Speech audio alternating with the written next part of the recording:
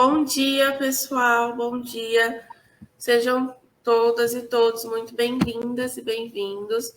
Nós estamos começando aqui mais uma live do projeto Nós Pessoas Pretas. É um projeto da comunidade negra que aqui está sendo representado pelos nossos parceiros, que é a Escola Preta, a Produção Preta, a RBDC, ao Negro Costa da Mata Atlântica e o Jornal Empoderado, e conta com o apoio da Comissão de Igualdade Racial da OAB Santos, que está sendo representada aqui por mim. Meu nome é Esther Gama, eu sou advogada. Eu vou fazer aqui minha autodescrição e depois já passo a palavra para o nosso convidado. E eu peço que também faça a sua autodescrição, tá bom? Eu sou uma mulher preta, estou com o cabelo solto, meu cabelo crespo, um óculos de armação clara, estou com uma blusa de estampas preta e branca. Esse projeto aqui já é uma série de vídeos que o nosso objetivo é criar uma videoteca virtual para que todos possam ter acesso às informações que nós passamos aqui. E hoje o nosso convidado é o Georges MC, e ele vai falar sobre música como transformação social.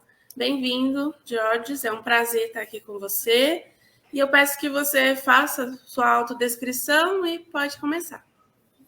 Bom dia a todos e todas também. Espero que todos estejam bem nessa manhã. Está uma manhã muito boa aqui em Campinas. Bem, meu nome é Georges, sou um homem negro, né? Cabelo crespo, tudo. Padrão preto, né? Espero que eu possa estar somando com vocês aí, passando um pouco das minhas vivências, contando um pouco do que eu já vivi nesses mais de 20 anos aí na estrada da música aí, né? E é isso, bora lá. Bora lá, pode falar como você iniciou na música, sua trajetória, como que você viu, como que a música transformou a sua vida, o que você tem para falar aí para a gente, para inspirar as pessoas? Bem, primeiro que eu já gostei da coincidência do seu sobrenome, né? Então, eu acho que por aí a gente já começa a ver que a nossa história começa a se entrelaçar com muita coisa.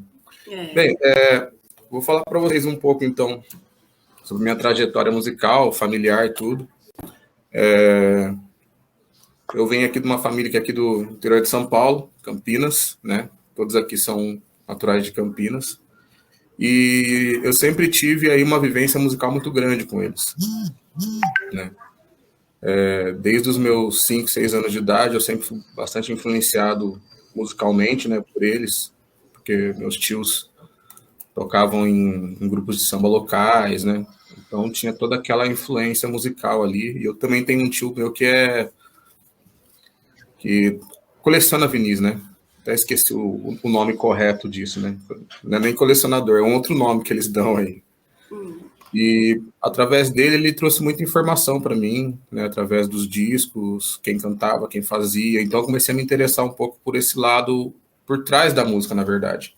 É interessante porque na idade minha, assim, com 5, 7 anos para 7 anos de idade, isso é algo comum, né? Você vai se interessar por quem está fazendo, né? Nem por quem está cantando, né?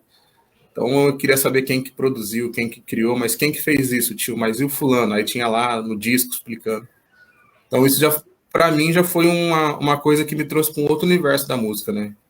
E a partir disso começou a construir o personagem Georges MC que hoje muitos conhecem aqui na região.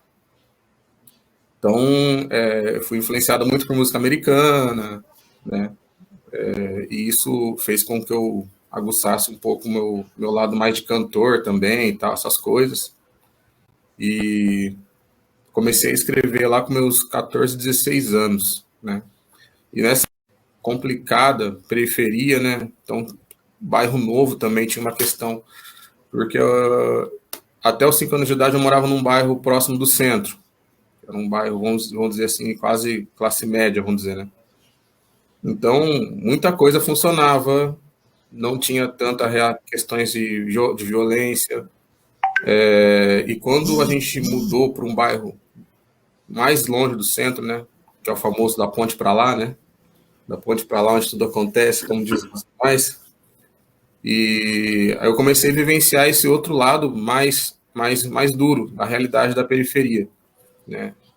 Então, a gente começava a passar por muitas questões, tipo convivência com alguém que roubava um carro, briga de bar pra caramba, né? Tudo isso influenciava, acabava influenciando negativamente muita gente, assim, muita molecada que hoje nem tá mais aqui entre nós, né?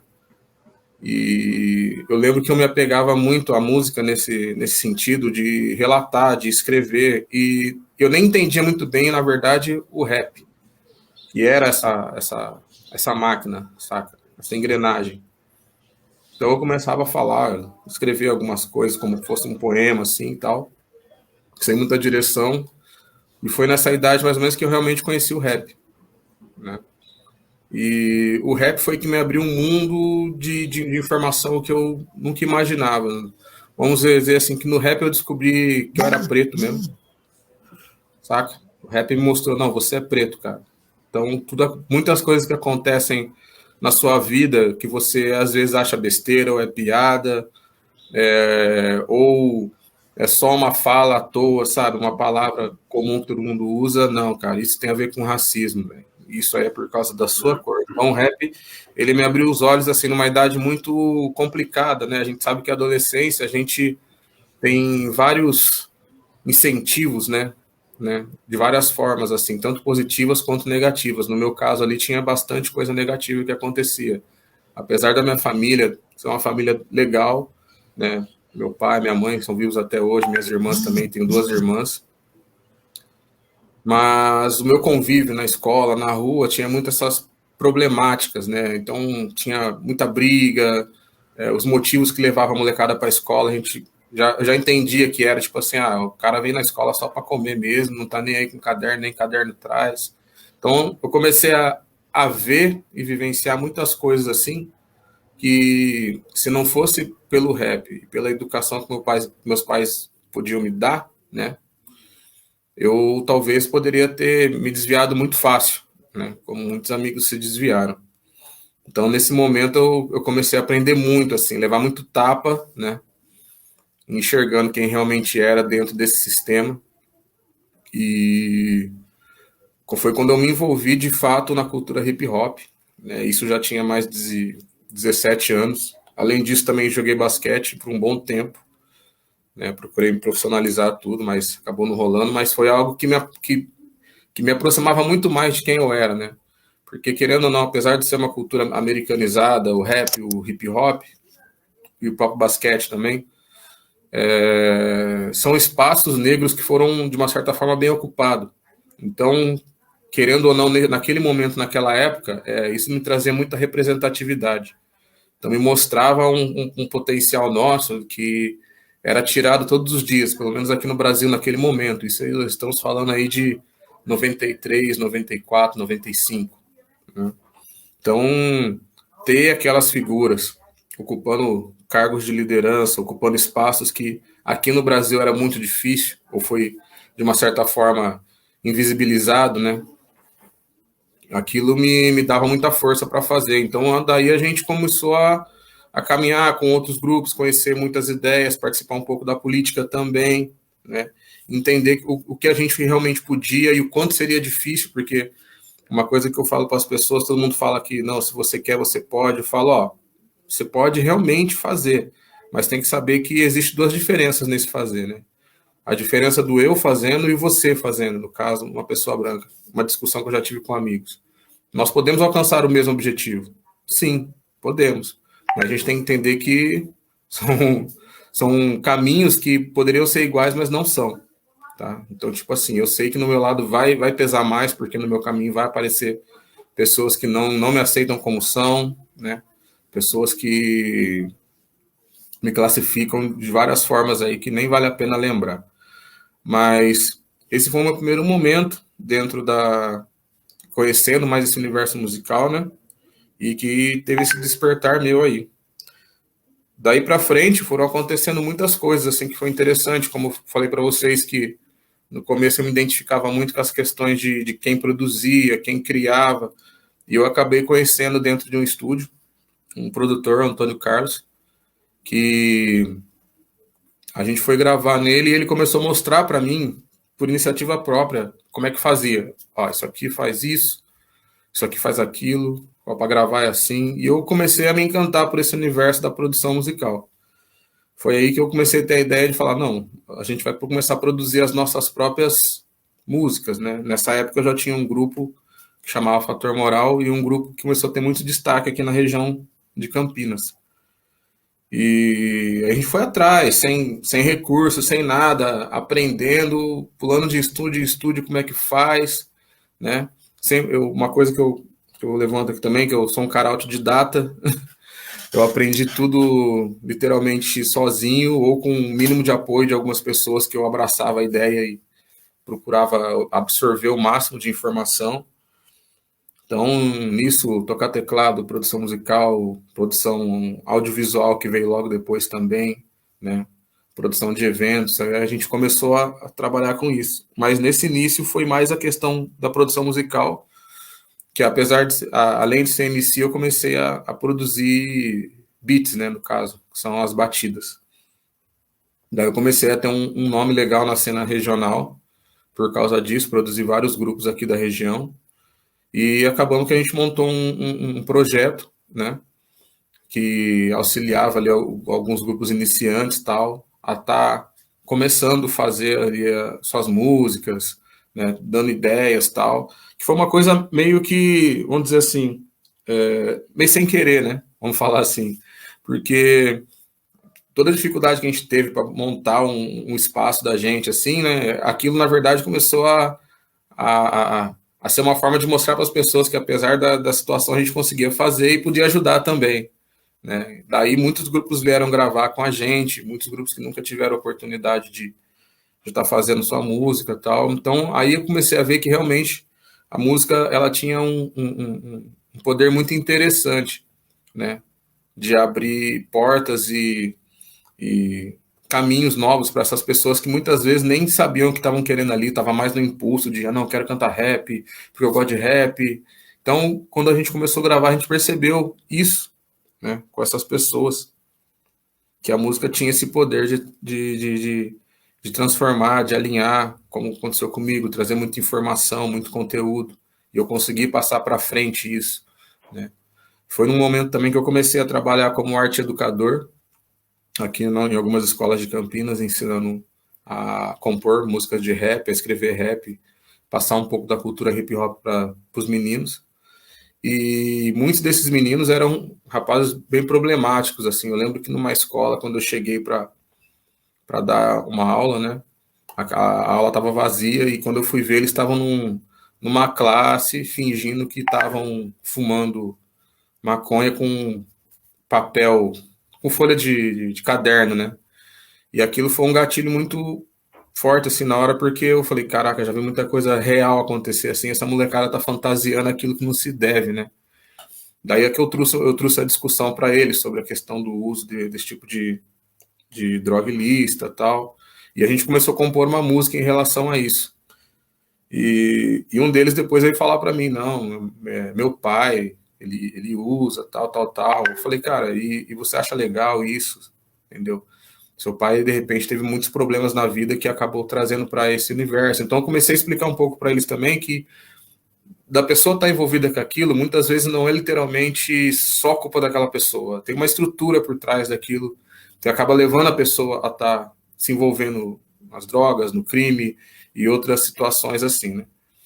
E eu lembro que depois, mais ou menos, acho que uns 6 ou 8 meses depois, esse menino saiu do projeto. Eu nunca mais vi ele. Passando acho que mais uns 4, 5 anos, aí eu vejo uma música tal, tal, tal, que era do fulano de tal, e era esse menino aí, entendeu? Então, tipo, eu falei, caraca, eu acho que eu consegui plantar uma sementinha nesse moleque, né? E ele tá aí fazendo um som até hoje, é o Joey.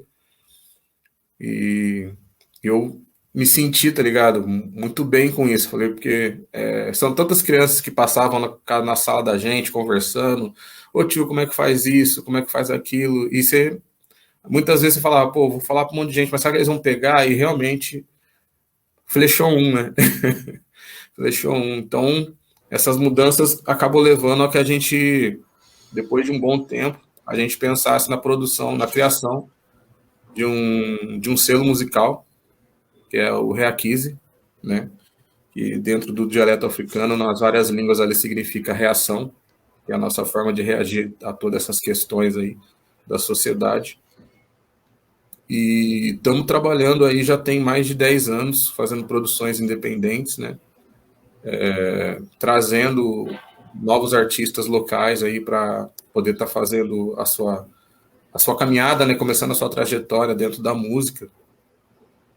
E através disso já lançamos alguns artistas locais aqui que estão até hoje fazendo o seu trabalho, né? E a gente vem somando nesse lado social, de tentar fomentar esse lado deles, nesse lado artístico, né? E não só dentro da música, né? A gente acabou também adquirindo outras habilidades, outras funções aqui dentro do projeto. E a gente hoje trabalha com audiovisual também, né? Nós fazemos várias produções de videoclipes, tanto institucionais, artísticos, né? Vídeos internos para a internet, produzimos vários trabalhos aí, né? Que trazem um pouco dessa experiência que a gente teve na construção, né? Aqui no projeto, inicialmente, somos eu e o Ciro, que é o meu parceiro, que é o meu sócio, né? E tem os outros colaboradores que trabalham em outras funções esporadicamente, somam com a gente na construção de toda a nossa rede de internet e tal, para a gente conseguir distribuir essas ações aí que a gente faz. Então, acho que no modo geral isso foi uma coisa bem resumida, assim, porque eu acho que teria muita coisa para falar, inclusive até eu tenho um canal na internet onde eu tenho uma série lá que se chama Histórias e Vivências, onde eu falo muitas coisas da minha vida, assim, tanto particular quanto dentro da música. Eu vou contando para as pessoas em vários pedaços, assim, né? Um pouco das minhas vivências. Como é o nome do seu canal? Jordes MC, tudo junto. Ah, tá. Seu nome mesmo, tá bom. Isso, é o nome mesmo. Ah, E lá eu disponibilizo tudo lá que a gente faz, assim, questão de produção musical, vídeo. A gente tem um projeto agora novo que são reacts, que a gente faz também, reagindo a músicas que outras pessoas produzem, né? Puxando um pouco, não só o contexto musical, mas às vezes alguma ligação com alguma informação, uma história, né? Dentro da música. Então a gente faz um trabalho um pouco diferenciado dos canais comuns de react, né? Que simplesmente só reagem ali à música. A gente tenta trazer um pouco mais de alguma história, né? Então, dentro daquilo que a gente está ouvindo, a gente às vezes consegue pegar alguma referência que o artista trouxe, né? Dentro de uma música e trazer um outro olhar para aquela música, né? Uma outra visão dentro daquela composição, às vezes daquele videoclipe, uma referência que ele usou, né? Então a gente consegue fazer esse trabalho também. Então por isso que eu acredito que a música ela é um veículo que transforma e dá muitas possibilidades, tá ligado? É um mar de possibilidades dentro da música, né? Independente do nosso mercado fonográfico hoje ainda ser monopolizado, ainda ter as grandes empresas por trás, gravadoras que, com o passar do tempo, tiveram que se adaptar com um novo sistema de produção, né? Que também mudou bastante para quem trabalha bastante com isso aí, com essas questões. Isso acaba que mostrando para a gente o quanto que a gente ainda tem para fazer dentro desse universo musical, né? Essas novas possibilidades aí. Bem, eu acho que por aí, acho que é um pouco isso, né? Poderia estar trazendo para vocês aí. Se tiver mais alguma coisa, alguma pergunta, quiser fazer, estamos à disposição também. nós estamos transmitindo pelo YouTube, por alguns canais do YouTube, pelo Facebook. Então, quem estiver nos assistindo, se quiser fazer uma pergunta para o Jorge, algum comentário também, fiquem à vontade. E assim, eu estou muito feliz pelo tema em si. Eu gosto muito de música. Eu aprendi a tocar também na igreja quando eu ainda era criança. E assim, música é um tema que me agrada muito. E como você disse, né, é a porta de entrada para uma transformação social mesmo, né? Rafael, esse é o nosso tema aqui. E uma dúvida que eu fiquei, não sei se você falou disso, me desculpa se você falou e eu perdi, mas esse é o projeto que você tem com jovens. Você tem ainda esse projeto com jovens aqui, aí em Campinas? Tem Hoje, de iniciação deles na música, essas coisas, ainda existe esse projeto? sim, ele mudou um pouco, porque como a gente deu uma crescida, antes a gente era mais aberto, depois a gente começou a fazer um grupo um pouco mais fechado, né? Então a gente começou como a gente se transformou literalmente numa pequena gravadora, então a gente começou a olhar realmente jovens que tinham potenciais, né, para estar trabalhando realmente essa questão. Então a gente começou a selecionar alguns que a gente via que tinham potencial, mas não tinha muito recurso, e a gente entrava com esse espaço, né, que é onde a gente está aqui, onde eu estou aqui agora, que é a produtora, onde a gente oferece para o jovem essa oportunidade de criar uma linha mais profissional no trabalho que ele está fazendo, né? Atualmente a gente trabalha bem reduzido, a gente tem em torno de 4 artistas hoje, até porque o nosso pessoal não é tão grande assim para trabalhar com vários, né? Então hoje a gente trabalha com um tempo limitado com essas pessoas, né? Preparando elas para esse mercado, vamos dizer assim. Então aqui a gente mostra como é que funciona por trás dos bastidores, a questão da produção musical, a profissionalização do músico também, que é você adquirir se associar a uma associação de músicos para poder ter seus direitos garantidos, né? Sua produção, né? Então a gente faz projetos de lançamento com esse artista, a gente conversa sobre se preparar para show, se preparar para vender show. Então a gente faz muito essa parte de estruturar esse artista que já está praticamente montado como artista, mas essa estrutura mais burocrática, né, até jurídica em algumas situações, a gente consegue trazer para ele, né?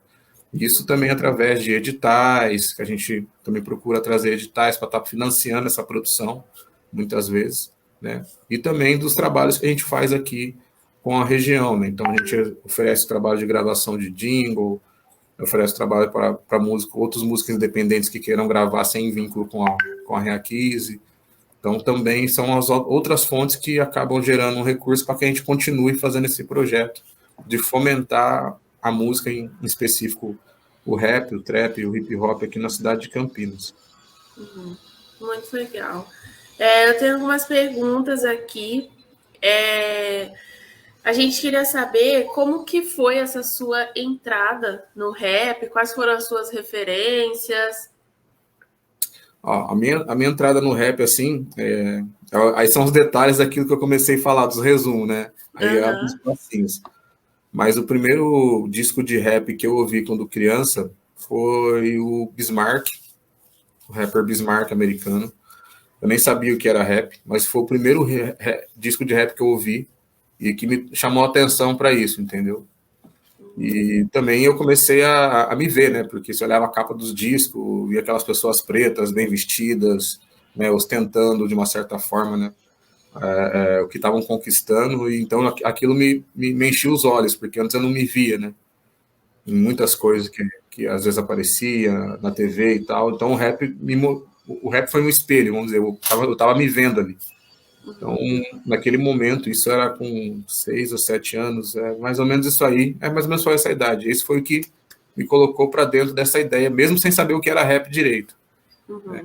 E minhas influências musicais são variáveis, assim, porque eu sou um cara meio que eu vou buscando essas coisas, assim, conforme o tempo vai passando, conforme os estilos vão passando, vou tendo algumas referências, mas as minhas iniciais eu posso dizer que foi exatamente o Bismarck, Black Juniors, que era um grupo daqui da cidade de São Paulo mesmo.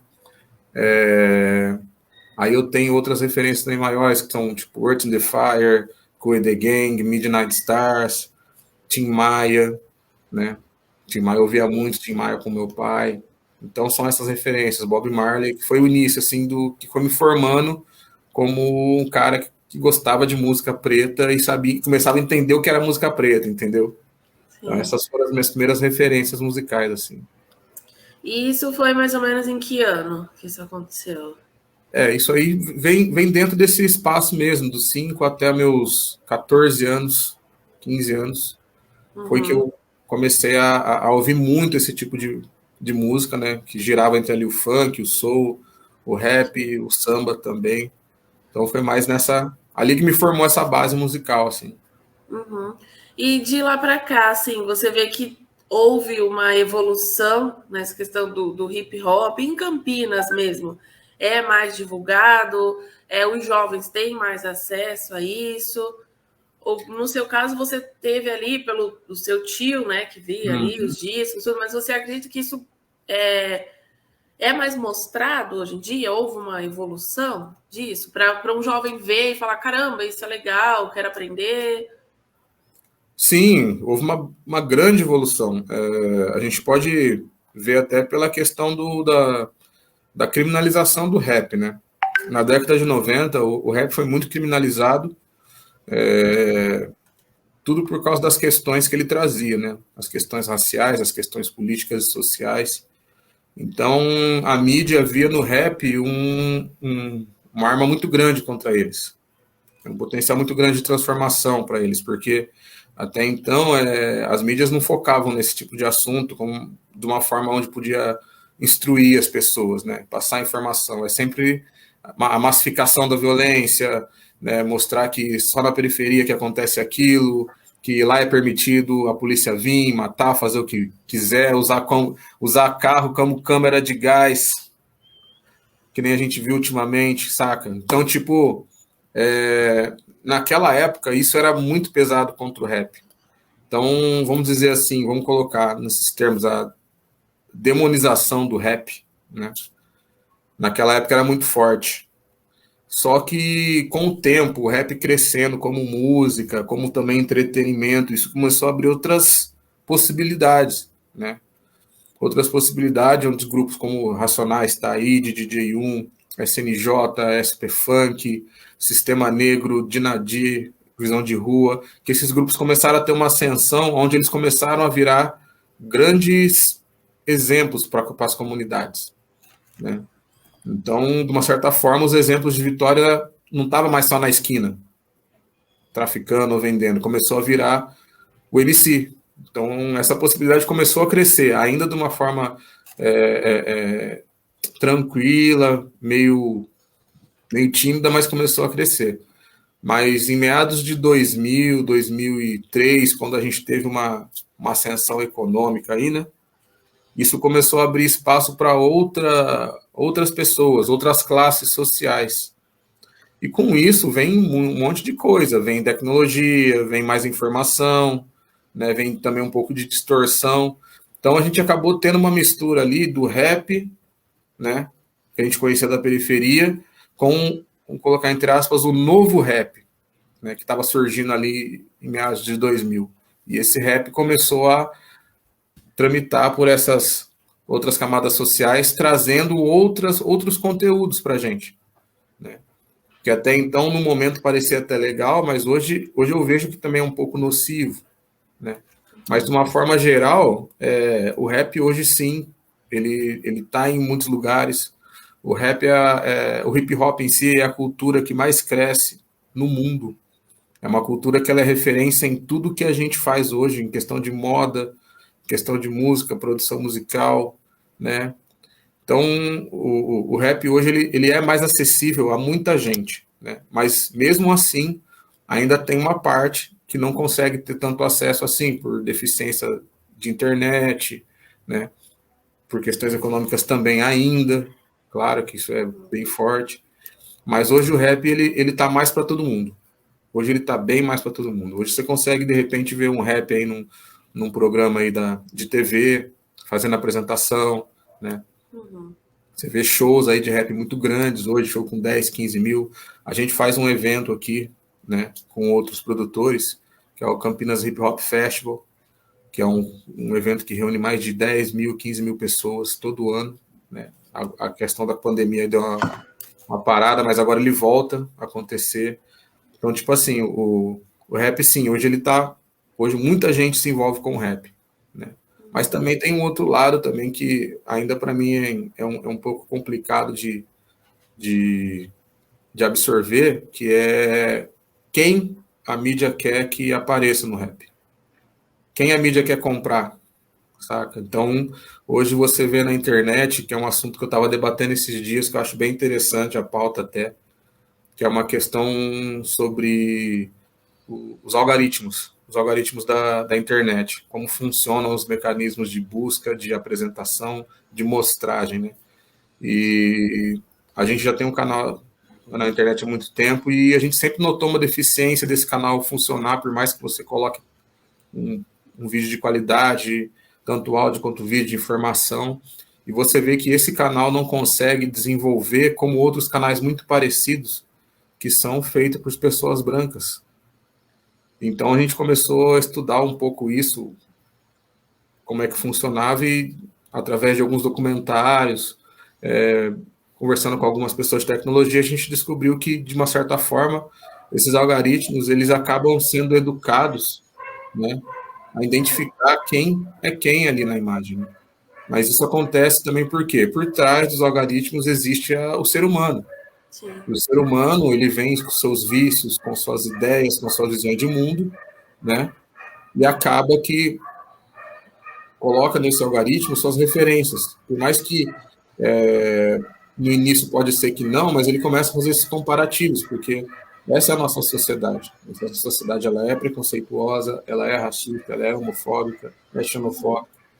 E a construção que se faz na internet, de tudo que se coloca na internet, vem dessas coisas.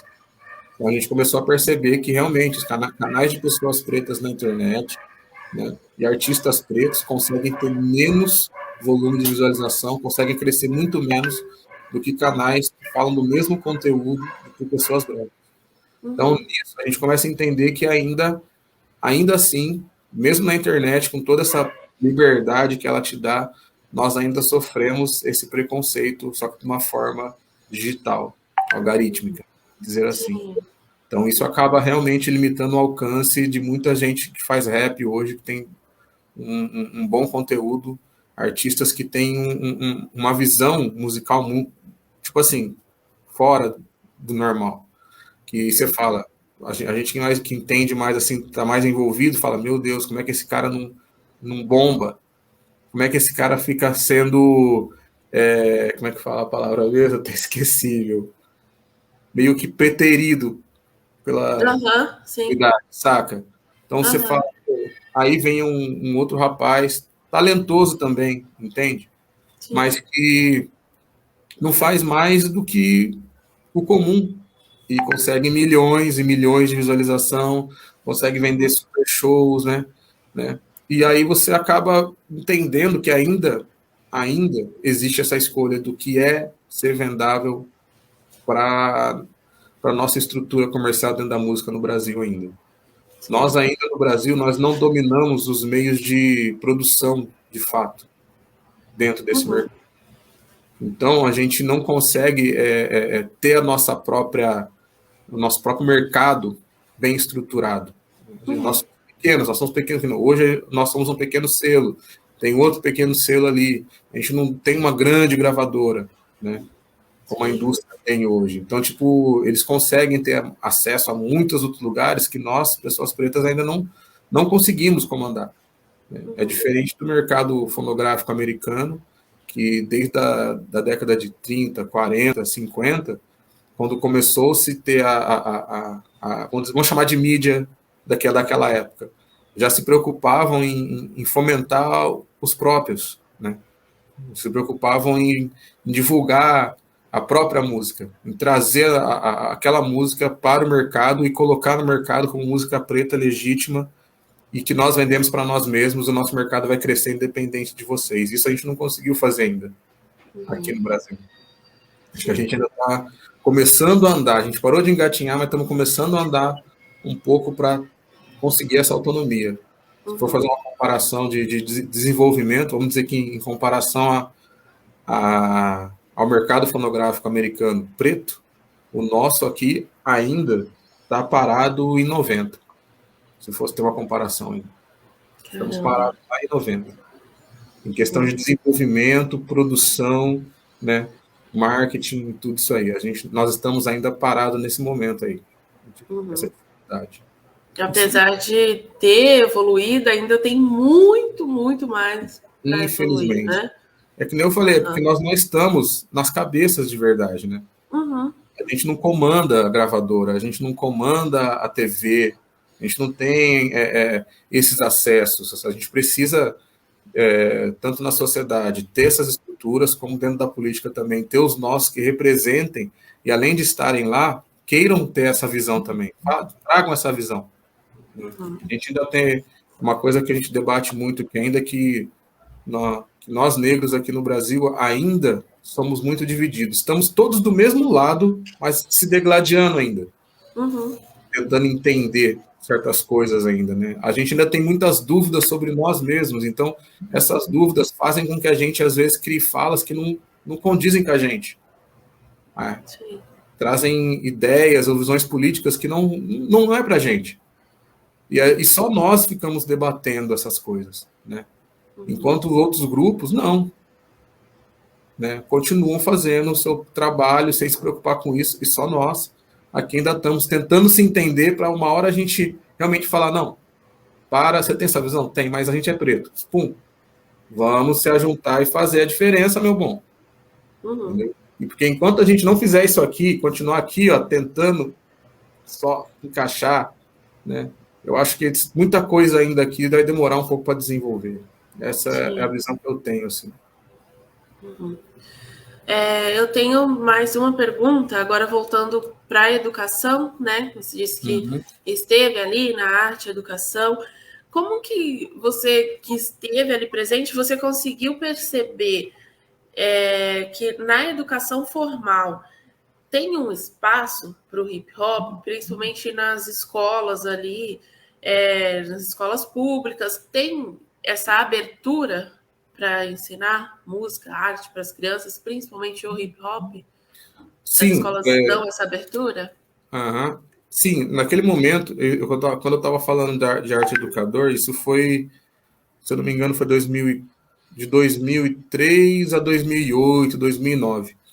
E o rap já vinha o rap, como eu falei, sempre teve essa linha consciente, né, de conscientizar as pessoas, de trazer informação, né, através da música ali, e de uma certa forma, que nem eu disse, até salvar, né. Então, quando o rap começou a ter um envolvimento mais político, até partidário, posso dizer, trouxe uma abertura muito grande para a Secretaria de Ensino na época. E isso aconteceu no Brasil inteiro, onde o rap já estava mais ativo, que eles tiveram essa visão que o rap era um tipo de música transformadora, que trazia uma informação que, de repente, era um pouco deficiente ali. Essa abertura que eles deram ajudou muito ao rap entrar nas escolas, não só como a música, mas como a dança também, como a arte, como o grafite. Né? Todos os elementos do hip hop, eles acabaram sendo absorvidos pela Secretaria de Educação. Tanto que muitos projetos, na época, eram focados no hip hop, pela ideia de construção, né, que ele trazia. Então, aquilo foi uma abertura muito grande para vários MCs, b-boys, b-girls, DJs também, né?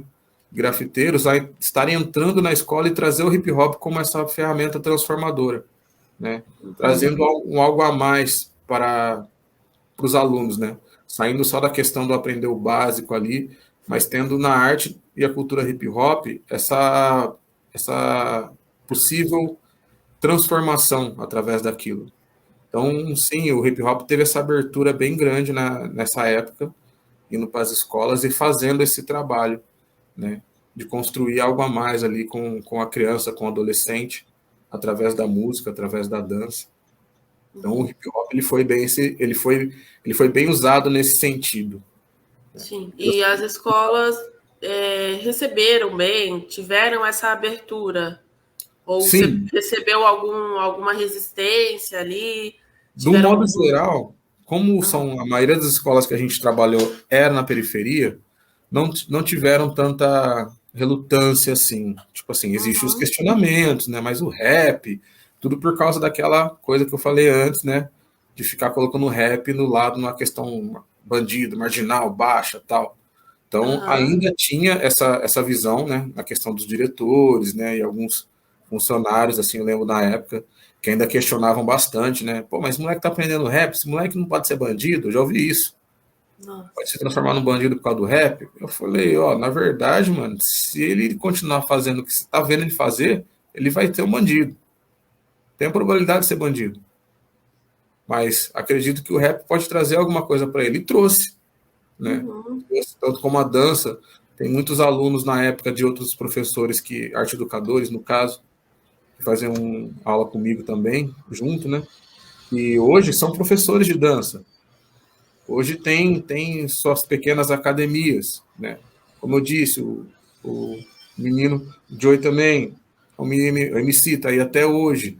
Tem outros meninos que viraram grafiteiros, hoje grafitam, fizeram faculdade, cresceram dentro. Então o hip hop ele trouxe essa possibilidade, esse novo universo, né? Porque eu acho que nas escolas, do modo geral, tirando a educação básica que a gente tem que ter, esse outro lado que ajuda a pessoa a formar opinião, que esse para mim é um grande problema hoje da educação, que não forma formadores de opinião, né? Pessoas que pensam, pessoas que projetam, pessoas que conseguem ter uma visão além daquilo, de só de repente sair da escola, arranjar um trabalhinho lá no mercado e passar a vida, sabe?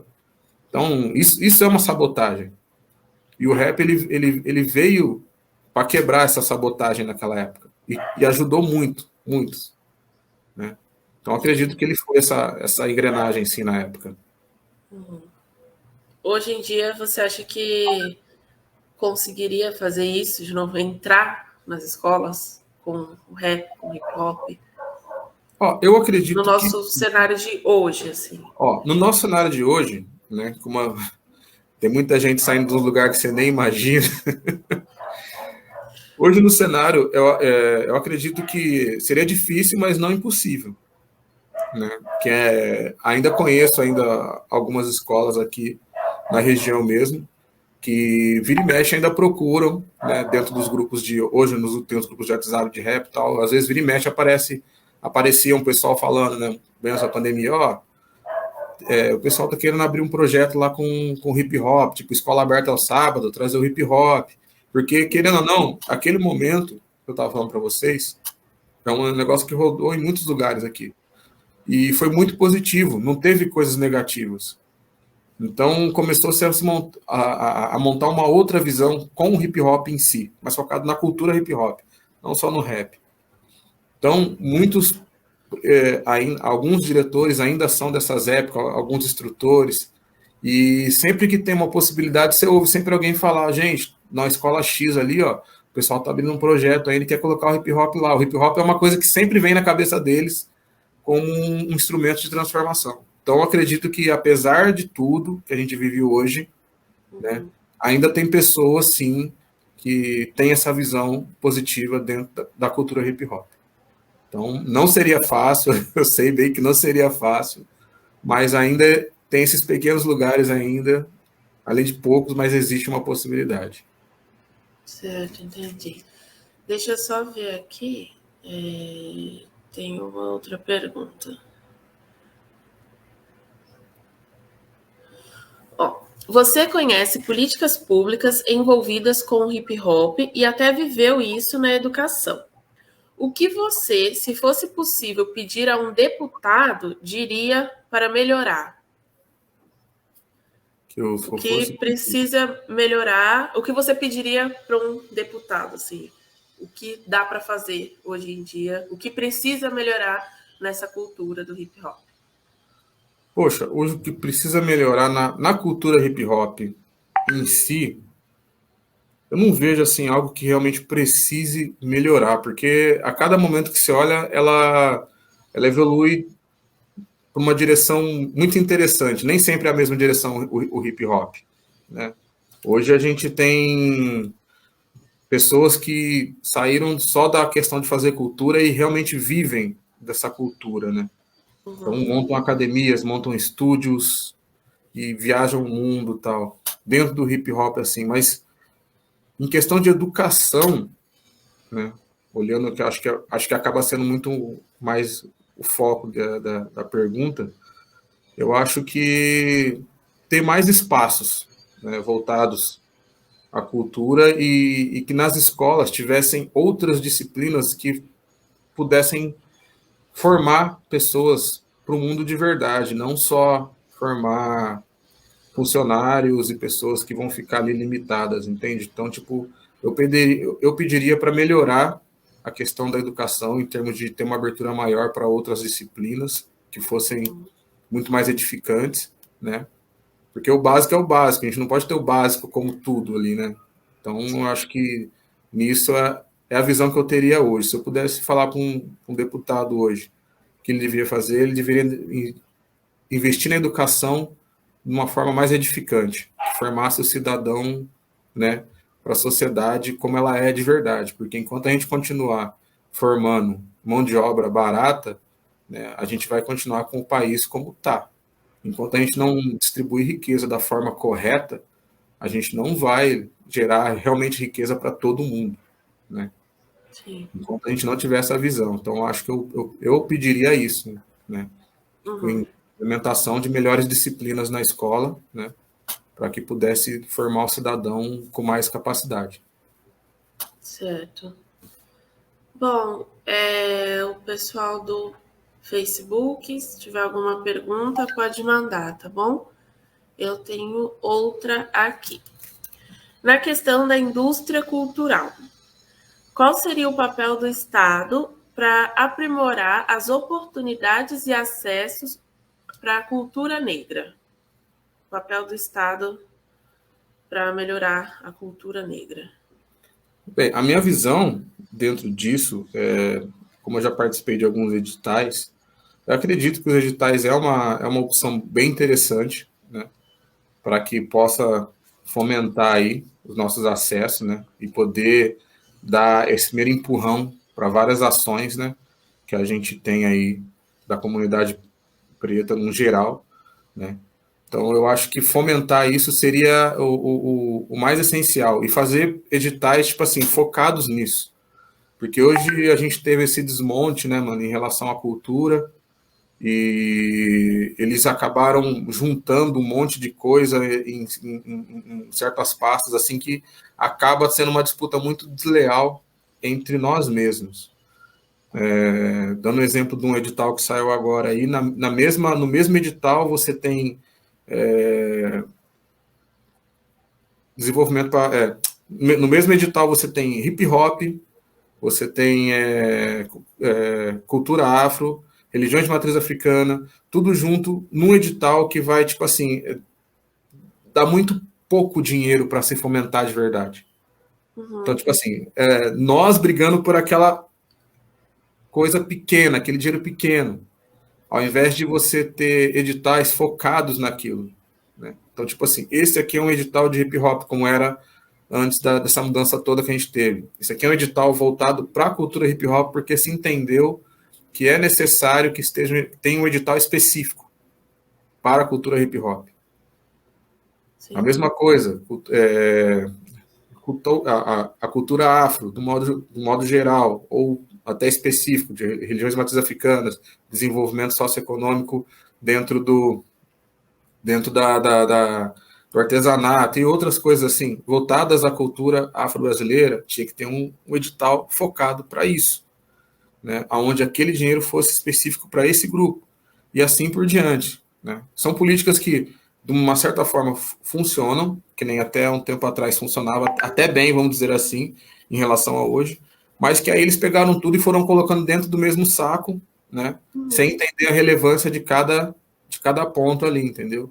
Sim. E colocou a gente para disputar um dinheiro que é 2 vezes menor, né, em relação ao que se dispunha antes, entre nós. Então, tipo assim, a gente vai continuar aquela coisa de tirar de nós mesmos, né? Vou tirar de você, para você e pronto. Então, Nessa questão, eu acho que sim, teriam que ter voltar aos editais específicos para as pastas corretas, né? Para que a gente parasse de ficar disputando um com o outro um dinheiro que é muito pouco para se fazer cultura. Muita gente acaba criticando aí alguns editais ou algumas leis aí de cultura porque não entendem, muitos não entendem coisas até sobre a Lei Rouanet que eu não entendia, mas eu já falava que o problema da Lei Rouanet não é a lei em si, são as pessoas que estão usando a lei de forma indevida, certo? E hoje a gente tem essa problemática dessas falácias, todo mundo fala isso, critica isso, mas sem saber, né? Então tem pessoas que eu conversava assim, o cara fala, mas o cara vai lá e faz um show de 1,5 milhão lá, certo? O governo vai lá e dá 1,5 milhão para esse cara, é absurdo. Eu falei, não, o governo não dá dinheiro nenhum, cara. Não dá dinheiro nenhum para esses caras. Ele dá uma carta, velho. O problema é que com essa carta, né, você tem acesso a outras pessoas que não investiriam em você. Então, você está lá com o seu projeto na sua comunidade, é um bom projeto, que vale 1 milhão. Vamos dar um exemplo aqui. Vale 1 milhão. Mas aquela empresa que você foi atrás, ela não quer se associar a você. Entende? Mas aí chega um artista grande de nome aí, né? Vou nem colocar nenhum no ponto aí, mas que a gente sabe que já cobrou esses valores, e vai nessa mesma empresa, essa empresa fala, esse eu quero me associar.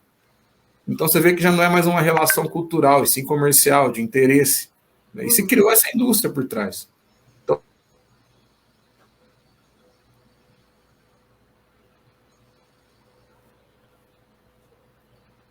acho que a conexão dele ficou ruim.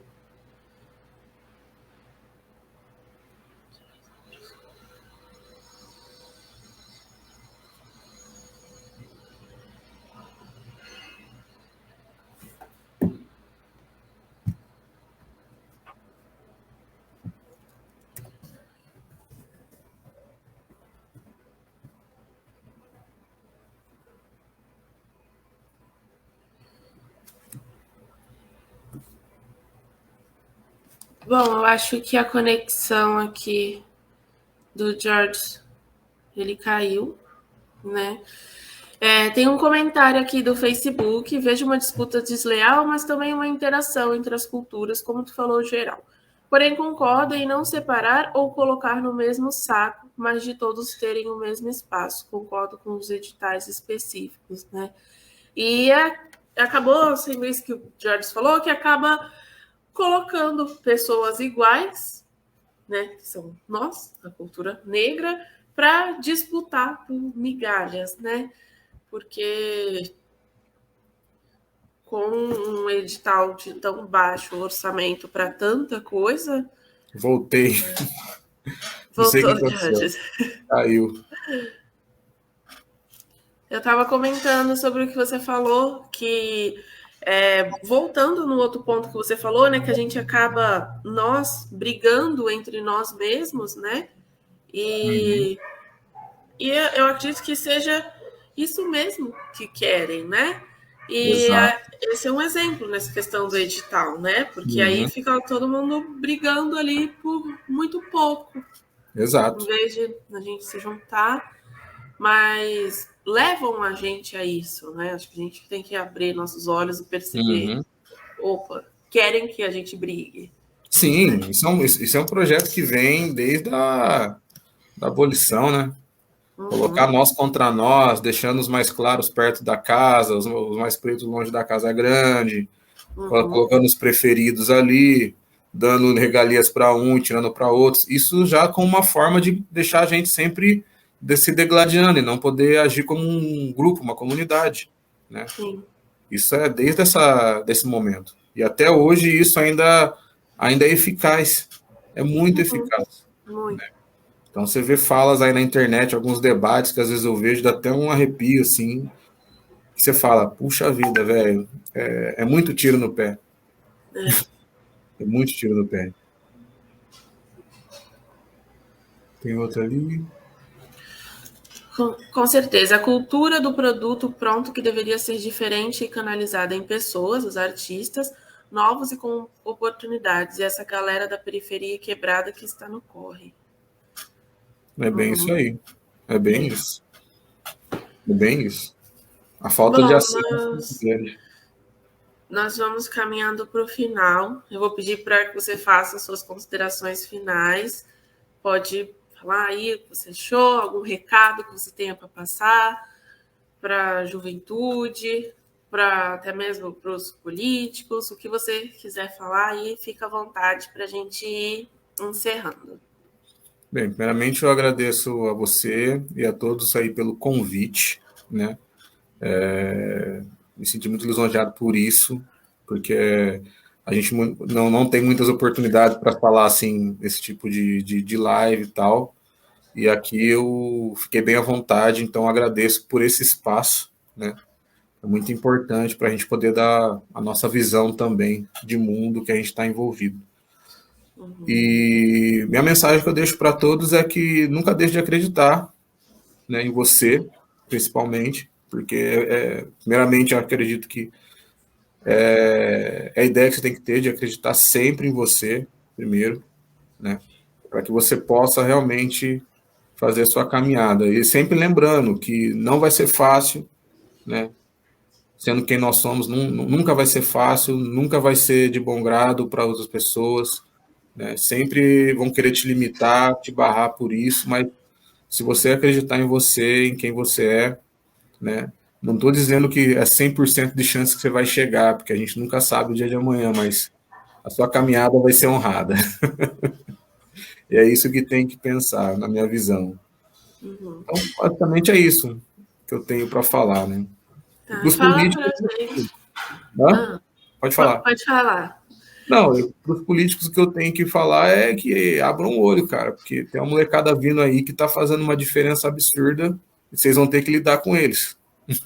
Porque eu sou daquela geração que aprendia muita coisa. Eles são da geração que aprendeu o que eu aprendi mais um pouco, né? Então, se preparem, porque vocês vão ter que lidar com uma molecada preta aí que está fazendo uma diferença muito grande. Se preparem. Eu vou falar para o pessoal para seguir o seu canal, te seguir, Georges MC, e fala para a gente a sua agenda, quando que você vai ter show, agora, Show. Shows agora com essa pandemia, eu na pandemia eu dei uma subida, né? Literalmente, assim, fiquei só trabalhando interno, eu fui do que fica em casa mesmo e pronto. Não foi fácil. Mas shows agora vão ser só a partir de final de julho, agosto, assim, vai ter alguma coisa. Estamos ainda negociando ainda com os lugares para ver como é que vai fazer, como vão ser montados, mas a partir no finalzinho de julho, agosto, a gente já vai ter alguma agenda mais montada. Mas por enquanto o nosso processo está aqui dentro do estúdio. A gente tem alguns lançamentos aí musicais previstos aí para o próximo mês já, né? Que vão estar saindo. E se vocês se inscreverem no canal aí, vocês vão estar acompanhando mais fácil ainda, né? Então, a gente vai acompanhar, sim. Tá bom, certo. Georges, eu agradeço muito você estar aqui. Foi um prazer estar aqui e conversar com você. Agradeço as pessoas aqui que acompanharam a gente, tanto no YouTube quanto no Facebook. Agradecer de novo nossos parceiros, tá? A Escola Preta, a Produção Preta, a RBDC, ao Negro Costa da Mata Atlântica e o Jornal Empoderado. O nosso apoio técnico aqui, que hoje o Caiodê ajudou a gente, junto com o Renato, que é nosso presidente da Comissão de Igualdade Racial, da OAB Santos. E é isso, eu desejo um excelente final de semana para vocês. Agradeço mais uma vez sua presença, Georges. E é isso, pessoal. Tchau, tchau. Até a próxima. Até a próxima. Um abraço.